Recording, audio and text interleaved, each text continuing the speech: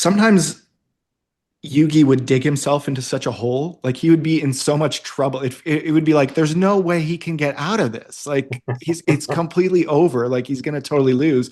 And then somehow there would be like some card that would totally save the day or whatever. Like, was that all like pre-planned? Like, did the show come before the cards, or were there existing cards that you had to sort of use to to make those duels make sense?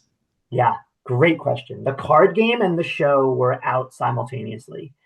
And the brilliance behind that show, the mad genius behind that show was so Pokemon was a show about monsters. There were no cards on screen in Pokemon. It was you were battling with real monsters. In and the cards became, I think, the hugest moneymaker of that show because they were all these collectible cards, and then there was a game associated with it with points, and you obviously they were also collectible. Yu-Gi-Oh took that to the next level because it was a show about a card game.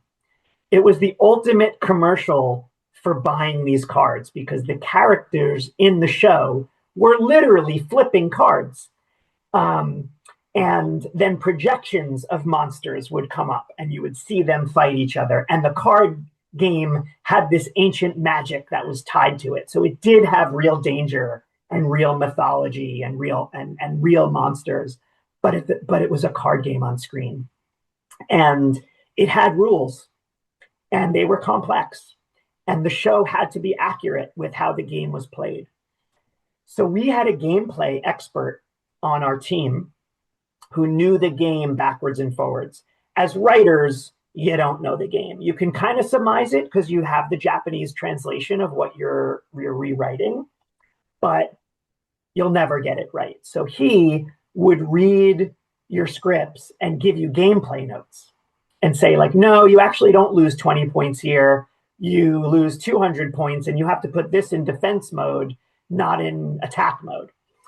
So it was accurate.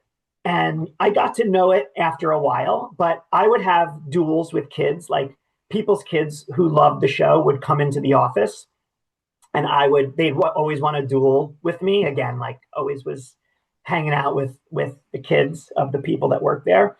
And I lost every time. So I knew it enough to write it, but it was a complex game. But yes, the show had to accurately depict the rules of the game. And another interesting thing about that is in Japan, the cards you see in the show are the exact cards you buy in the store visually. It's literally like a commercial for those cards. The design of it, where the numbers are, where the stars are, what the back of the card look like, identical to the one in the stores. In the US, that is not allowed because of our COPA laws and that kind of stuff. You cannot be that commercial in entertainment for kids in the US. So our graphics team that did all the stuff I was talking about before had to change the artwork of every single card in the game and replace it, which is really hard to do because they're all moving and they're in people's hands and they're flying up. So there's things to track and all that stuff.